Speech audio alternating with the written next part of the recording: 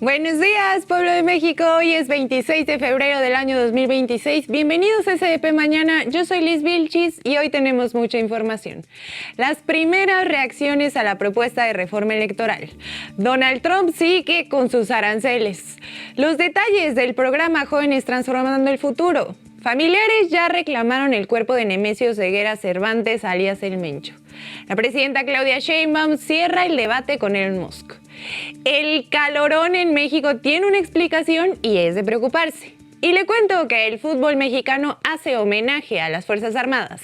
Le cuento todo, no se vaya, comenzamos.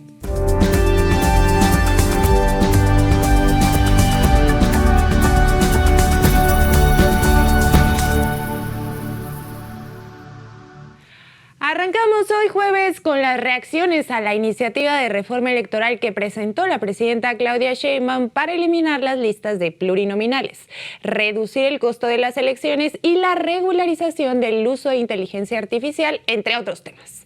Como sabemos, la presidenta Sheinbaum fue contundente en su propuesta. Se mantiene el número actual de 500 integrantes de la Cámara de Diputados, con los 300 ganadores de los distritos electorales, pero hay un ajuste importante en cuanto a los espacios reservados para los plurinominales. La fórmula para designar los espacios de representación proporcional se queda igual, pero de las 200 posiciones, 97 van para candidatos no ganadores, pero que obtuvieron las cifras más altas de votación dentro de sus partidos, mientras que 95 se designarán conforme a la votación directa por listas de los partidos de las 5 circunscripciones en las que se divide el territorio nacional. A ver, solicitos. Para que no se me hagan bolas, vamos con un ejemplo práctico de qué pasa con la reforma electoral y la lista de plurinominales. Vamos a tomar como objeto de este experimento... ¿A qué partido se te antoja, Coque? Al PRI. Al PRI. Y al PAN, ¿va?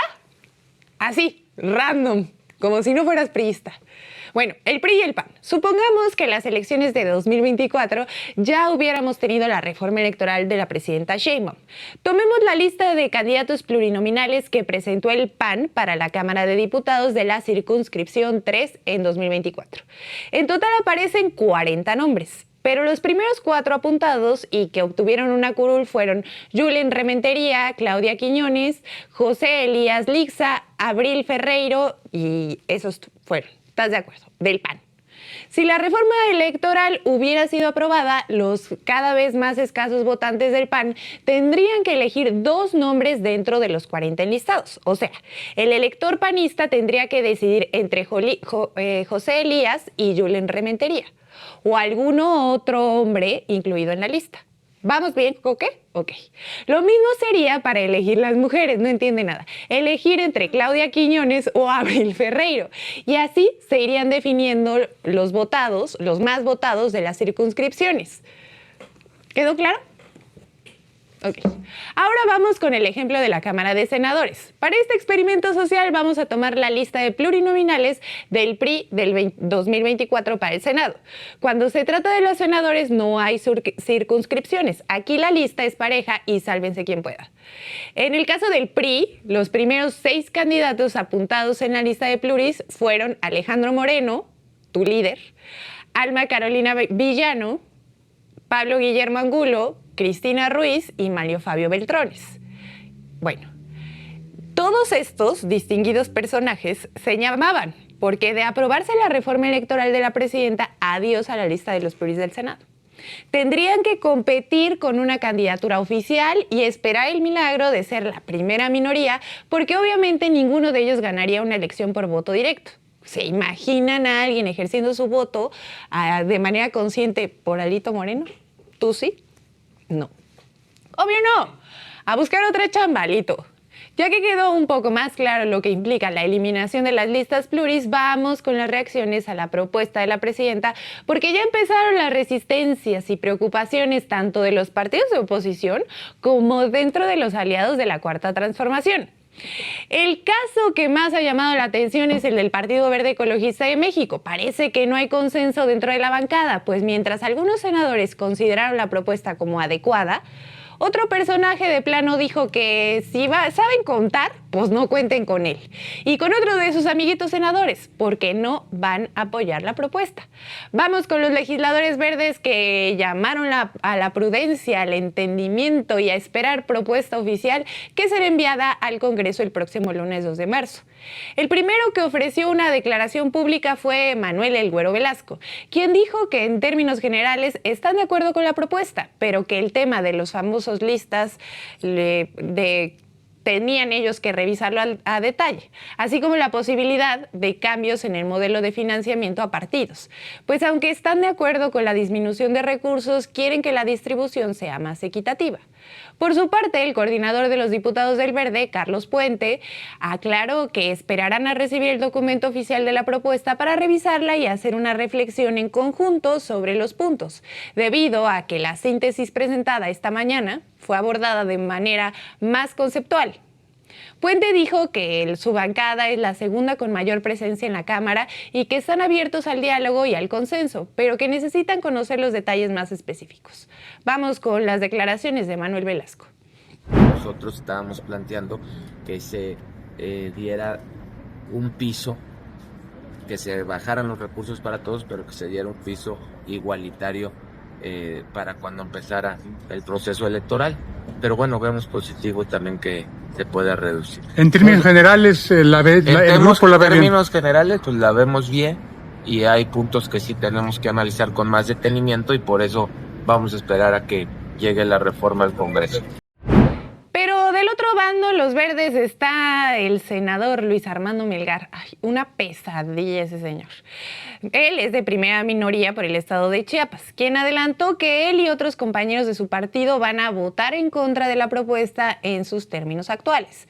De acuerdo con Melgar, la propuesta debilita la democracia tanto por la reducción en presupuestos del INE como por la desaparición de la lista de plurinominales. Este senador es todo un caso dentro de la Alianza de la Cuarta Transformación, pues se trata de un empleado de Ricardo Salinas Pliego. Su relación laboral con el Grupo Salinas se remonta desde el año 2001 y dentro de esas empresas se ha desempeñado en puestos como la Dirección de Noticias de TV Azteca y la Dirección General de ADN 40. Su aprecio por el mejor amigo del SAT es público y en sus redes hay varias fotos donde aparecen muy orgullosos de su amistad. Pero vamos a escuchar la postura de este polémico senador. Muy conscientes, muy claros de que vamos a revisar lo que llegue, pero definitivamente en cuanto a plurinominales no vamos a acompañar. En cuanto a quitarle autonomía al INE en lo que sea, no vamos a acompañar. Lo que signifique debilitar la democracia en México es algo en lo cual en lo personal voy a votar en contra y estoy seguro que varios compañeros míos del Verde harán lo mismo. ¿Cuántos serían que usted sepa? Que no nos dé nombres, pero ¿cuántos serían? Pues yo le puedo garantizar que lo suficientes para que no pase. ¿De los 14 más de la mitad? Somos 15. 15, ¿de los 15 más de la mitad? Yo creo que sí andaríamos en un poco por ahí. Pero no paramos con los aferrados a las listas de pluris dentro de la Alianza de la 4T. Se trata de una mujer que es un clásico de clásicos. Hablamos de la señora Jade Kolpolensky, senadora por el Partido del Trabajo, que consideró que la propuesta está fuera de toda realidad porque a los candidatos de las listas pluris se les pide hacer campaña pero sin recursos. La señora Jade Col es una de esas reales de la izquierda en México, pero la verdad es que en los últimos años nos ha dejado un poco con cara de ¿qué? ¿Qué dice? En varios momentos, y aquí tenemos una más. El Partido del Trabajo es toda una tradición en la política en México y la verdad es que si llegó hasta nuestros días es gracias a la fórmula de representación proporcional. Por ello se entiende que estén tan interesados en mantener ese esquema, pero los tiempos cambian y es necesario adaptarse a las demandas del pueblo. Miren, ya no estamos en los tiempos del prismo voraz y absolutista donde la gente era manipulada de las peores formas para el voto. Ahora tenemos redes, medios y alternativas de comunicación que permiten que los ciudadanos estén más informados. Ya saben de qué partido y de qué va cada partido y hasta algunos candidatos, personas y partidos, por igual. Desde 2018 tenemos elecciones completamente libres y democráticas y es necesario que los políticos le entren al ruedo sin miedo. Bien dijo nuestro querido expresidente Andrés Manuel López Obrador que él era el fresa, comparado con las convicciones de la presidenta Claudia Sheinbaum, porque si algo ha quedado claro en estos días es la determinación de cumplir los compromisos asumidos ante el pueblo de México, y eso incluye la reforma electoral sin plurinominales, un INE más austero y una reducción en los recursos que se otorgan a los partidos políticos. Por ejemplo, según reportes de la prensa nacional, desde las elecciones intermedias de 2015 hasta el 2026, el Estado mexicano ha destinado más de 75,000 millones de pesos para partidos políticos, con un pico de 10,444 millones de pesos en presupuesto para las elecciones de 2024. Y yo pregunto, ¿nuestros políticos destinan esas cantidades tan exorbitantes? Pero eso no es todo. En lo que hacen los consejeros del INE, para este año ya se tiene reservada una bolsa de 4.8 millones de pesos de compensación, lo que sea que eso signifique, para 3 consejeros electorales que terminan su periodo dentro del instituto tras 9 años en el puesto. Estamos hablando de una especie de liquidación, aunque nadie los está corriendo, por algo así como 1.6 millones de pesos por consejero, quienes además por 9 años tuvieron un sueldo promedio mensual de 178,000 pesos y todavía se van a llevar su bono. En fin, ¿se entiende o no se entiende por qué la presidenta ha dicho basta ya estuvo? Son excesos y son privilegios que ya no podemos tolerar. Pero vamos a ese septiembre de 2024 donde nuestro querido expresidente Andrés Manuel López Obrador ya estaba advirtiendo que el fresa era él y los conservadores que no le creían y ahora están llorando. Porque hay algunos que están pensando de que ya me voy, ¿no? Y que va a ser como antes o va a ser más fresa, ¿no? El gobierno. No. Aprovecho para avisarles y en buena lid. O sea, yo soy fresa. El fresa soy yo. Ya no puedo decirles más. ¿Sí? No va a actuar de manera autoritaria la presidenta, porque es muy humana, no va a reprimir, no va a violar las leyes, va a mantener un auténtico Estado de Derecho, pero al mismo tiempo va a actuar con rectitud. No va a haber influyentismo, no va a haber amiguismo, no va a haber nepotismo. Se les dijo, solecitos. Por cierto, que en la oposición, obviamente el PAN, PRI y Movimiento Ciudadano rechazaron por completo el contenido de la propuesta y reiteraron acusaciones de dictadura. Pero la verdad es que sus votos, porque importan, poco importan, porque Morena y sus aliados tienen la mayoría necesaria para abordar solitos la propuesta, aunque ya sabemos que hay resistencias. Como saben, aquí nunca vamos a defender a nadie, pero hasta el impresentable horrendo de Lorenzo Córdoba, expresidente del INE, que no tiene respeto por nuestros pueblos originarios, hay que recordar, se burló de ellos, dijo en una entrevista para W Radio que la propuesta salió menos mala de lo que esperaba. Ya para que este señor reconozca el valor y argumentos de la propuesta es porque todos estamos de acuerdo en que se trata de un paso necesario para nuestra democracia. ¿Estarán escuchando los compañeros del PT y el Partido Verde? Toc, toc. En fin, ¿qué cree? Voy a hablar de Donald Trump como todos los días. Y aquí vamos otra vez con la tradición de este bonito noticiero, de hablar del señor Donald Trump y qué pereza, pero usted tiene que estar bien informado.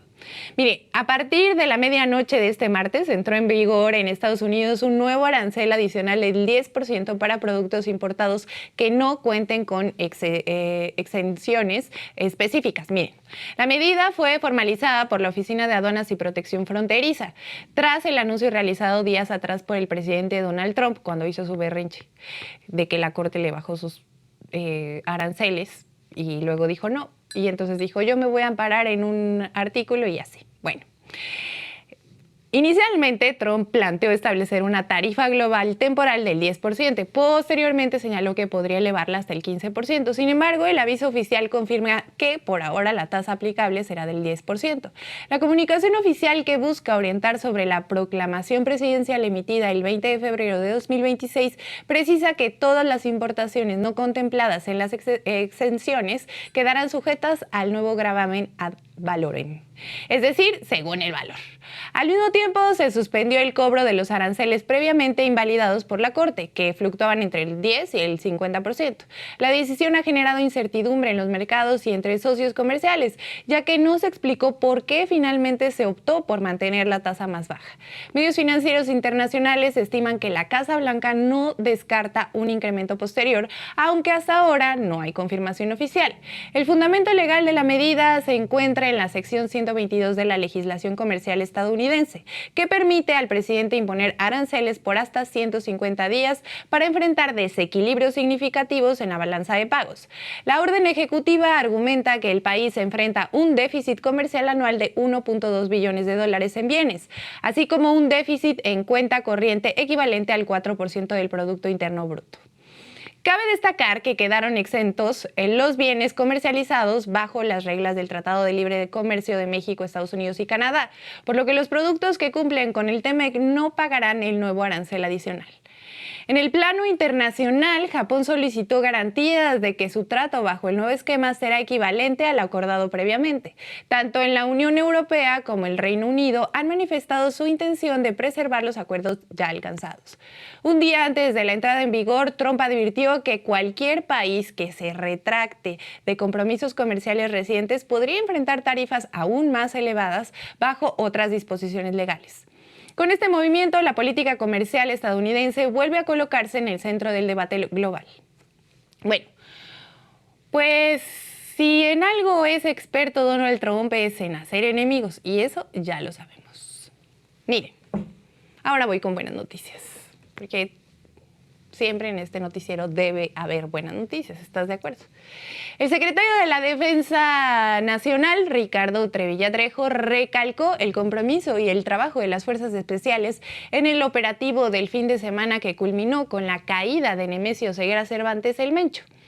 Aseguró que una parte muy importante en el actuar de las personas que forman parte de las Fuerzas Armadas es su moral, su temple, su valentía y su adiestramiento.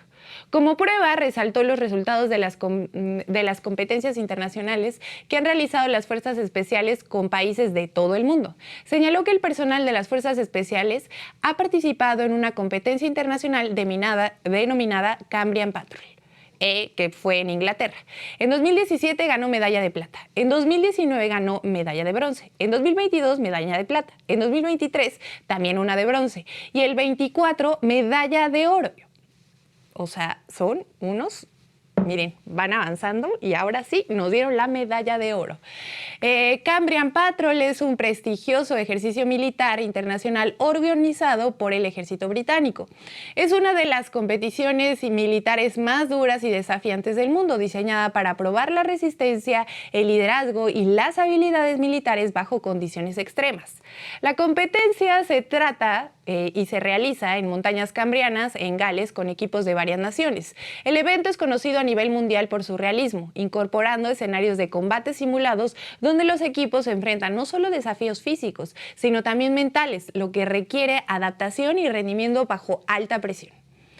Es un honor incluso terminarla y pocos equipos logran completar todo el recorrido. Por ello, la Sedena lo ha reconocido como un logro extraordinario. Las Fuerzas Especiales de México también han participado en otra competencia internacional denominada Fuerzas Comando. Esta está organizado por el Comando Sur de los Estados Unidos. En 2023 se llevó a cabo en Honduras. Las Fuerzas Especiales mexicanas obtuvieron el tercer lugar en esta competencia. En 2024, en República Dominicana, se conquistó el primer lugar. Vamos con las imágenes de la premiación de 2024 para las Fuerzas Armadas Mexicanas. Y recibimos con un fuerte aplauso al equipo ganador de estas Fuerzas Comando 2024. Aquí en Panamá se corona México como ganador.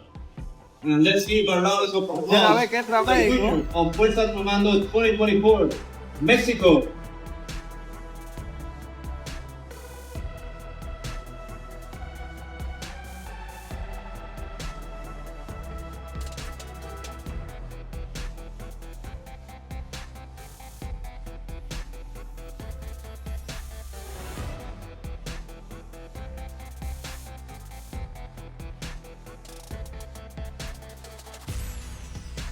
Le pedimos nos acompañe a hacer entrega de esta premiación al equipo campeón, el excelentísimo señor Laurentino Cortizo Cohen, presidente de la República. We now invite His Excellency Mr. Laurentino Cortizo Cohen, President of the Republic, to present the award for the champions of Fuerzas Comando. No hay duda, solecitos, el personal de nuestras Fuerzas Armadas está capacitado a niveles de excelencia y su moral es alta. Hoy más que nunca son orgullo para México. Así también lo reiteró la jefa del Ejecutivo, Claudia Sheinbaum Pardo, en el Campo Marte, en donde encabezó la ceremonia por el Día de la Bandera. El enorme lábaro patrio se elevó hasta lo más alto del asta mientras la banda de guerra interpretaba la tradicional toque dedicado al símbolo nacional, en un acto solemne marcado por el protocolo militar. Frente a miles de estudiantes de secundaria y bachillerato, así como integrantes del Ejército y la Marina, la mandataria subrayó que la bandera concentra la historia del país en tres grandes vertientes: el pasado indígena, la lucha por la independencia y la construcción del Estado mexicano. Explicó que en sus colores y en su escudo se entrelazan las raíces ancestrales, el movimiento emancipador y el proyecto republicano que dio forma a la nación. Agregó que cada vez que la ciudadanía sostiene la bandera, no solo levanta una tela, sino el símbolo vivo de la patria, pues en ella se refleja la sangre de quienes defendieron el territorio, la esperanza de quienes imaginaron un país libre y la fuerza de un pueblo que nunca se ha doblegado. En la ceremonia, Sheinbaum estuvo acompañada por los secretarios de la Defensa Nacional y de la Marina, así como por representantes de los tres poderes de la Unión. Durante el acto se realizó el abanderamiento de 920 escoltas escolares y 56 unidades de las Fuerzas Armadas, que recibieron el lábaro bajo estricta disciplina militar. El único momento que rompió la formalidad fue el aplauso que se escuchó al presentarse al titular de la Defensa, el general Trevilla Trejo.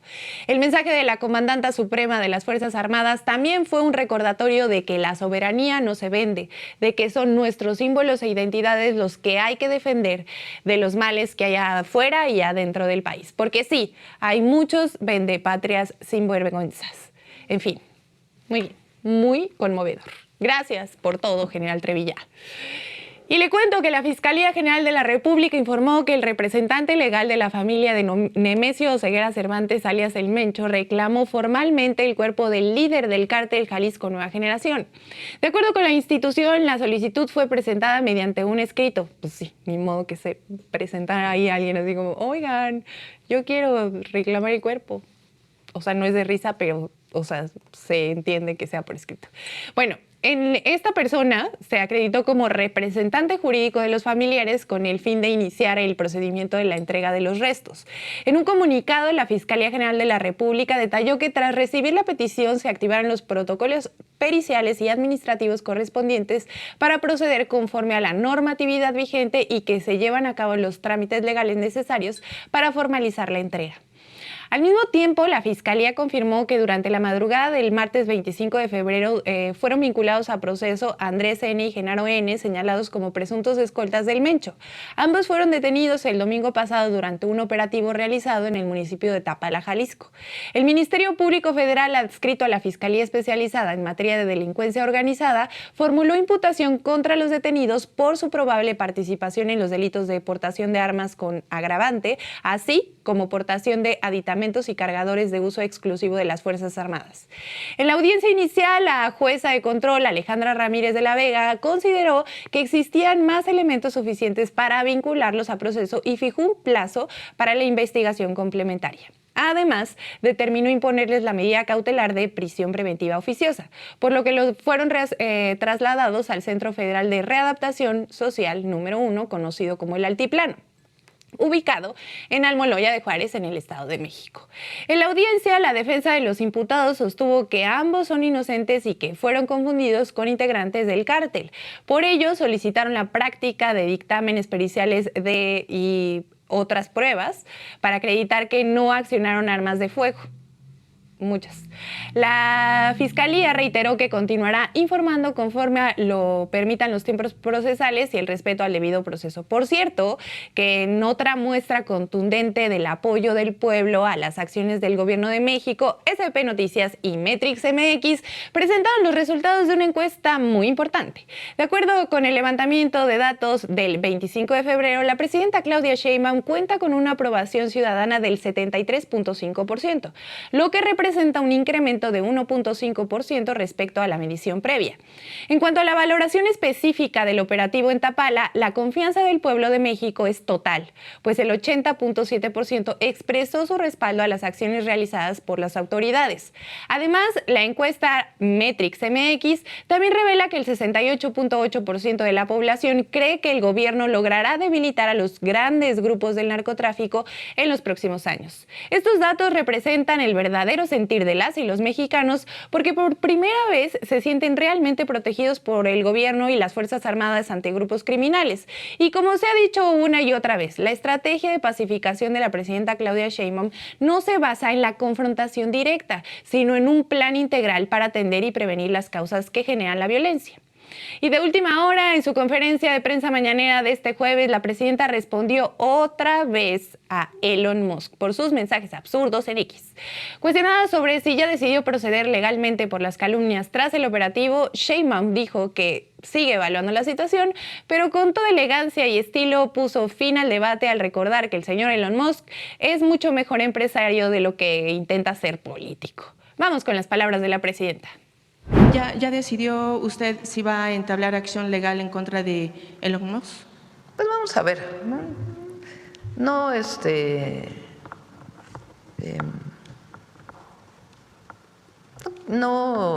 creo que valga la pena entablar un debate. Entonces lo descarta. No sé, todavía estamos valorando. Están valorando los abogados. Pero digamos que como político es muy buen empresario. En otras noticias, como parte de la Estrategia Nacional de Seguridad, la presidenta Claudia Sheinbaum presentó el programa Jóvenes Transformando el México, una estrategia orientada a fortalecer la participación activa de las juventudes en el desarrollo social, económico y comunitario del país. Se trata de un conjunto de políticas y actividades educativas, culturales o deportivas que realizarán en diferentes secretarías y que serán financiadas con los recursos que se recuperaron del pago de impuestos de Ricardo Salinas Pliego tras más de 16 años de evasión ante el SAT. Desde Palacio Nacional, la mandataria dijo que México cuenta con una generación de jóvenes preparada, creativa y comprometida, por lo que el objetivo de esta nueva estrategia es abrir más espacios de formación, empleo y liderazgo para quienes han enfrentado falta de acceso a oportunidades. El programa se enfoca principalmente en jóvenes de entre 18 y 29 años y va desde la entrega de apoyos económicos como becas, capacitación técnica y acompañamiento profesional. La intención, explicó el gobierno federal, es que las y los beneficiarios no solo accedan a un ingreso temporal, sino que desarrollen habilidades que fortalezcan su empleabilidad y su capacidad de emprendimiento. El nuevo programa priorizará a jóvenes en situación de vulnerabilidad, especialmente en zonas con altos índices de marginación o de violencia, con el fin de reducir brechas sociales y prevenir factores de riesgo. La presidenta Sheinbaum señaló que esta política se suma a otras estrategias de bienestar enfocadas en garantizar derechos y ampliar oportunidades para las juventudes. Entre las acciones importantes destacan la creación de 100 bachilleratos nacionales Margarita Maza, lo que representa la ampliación de 30,000 lugares para estudiantes de media superior bajo un modelo educativo de horarios flexibles, donde además aprenderán cultura y deporte. Asimismo, se pondrá en marcha el Programa Nacional de Tutorías, donde universitarios próximos a graduarse o ya egresados darán asesorías y apoyo socioemocional y vocacional a estudiantes más jóvenes. Otra iniciativa en materia de educación será la campaña nacional Te extrañamos en el salón, donde se buscará incentivar el regreso a las aulas que por diversos motivos hayan abandonado sus estudios de secundaria o de bachillerato. Por su parte, la secretaria de Cultura, Claudia Curiel de Icaza, presentó el Circuito Nacional de Festivales por la Paz, que constará de 200 festivales en 32 estados con la intención de llegar a 7 millones de jóvenes. El primer festival tendrá como sede la ciudad de Tijuana, Baja California, con el cantante Karim León como padrino y la entrada será gratuita. Este esfuerzo involucra a dependencias del espectro del servicio público porque, por ejemplo, el Secretariado Ejecutivo del Sistema Nacional de Seguridad lanzará el programa Las y los jóvenes unen al barrio, cuyo objetivo es prevenir que jóvenes de entre 19 y 29 años se involucren en actividades delictivas. Para 2026 la meta es atraer a más de 10,000 jóvenes para actividades de desarrollo personal y comunitario. Otros proyectos importantes son el programa Reconecta con la Paz, dirigido a personas de entre 12 y 35 años primodelincuentes y que cometieron un delito de bajo impacto, el reforzamiento de las tejedoras de la patria, la Jornada Nacional de Fútbol del 2026 en marzo, las cascaritas y los concursos de dominadas y la construcción de 100 centros comunitarios, México Imparable para beneficio de 100,000 jóvenes con actividades de cultura, salud mental y deporte. De esto se trata la pacificación del país, de ponerse a trabajar horas después de la caída del delincuente más peligroso de México, pero con acciones para la protección y el rescate de comunidades marginadas y de nuestros jóvenes. Aquí no caben las políticas de criminalización o de persecución. El gobierno de la presidenta Claudia Sheinbaum sabe muy bien que esta lucha contra el crimen organizado se va a ganar con becas, con comunidad, salud mental y oportunidades de desarrollo.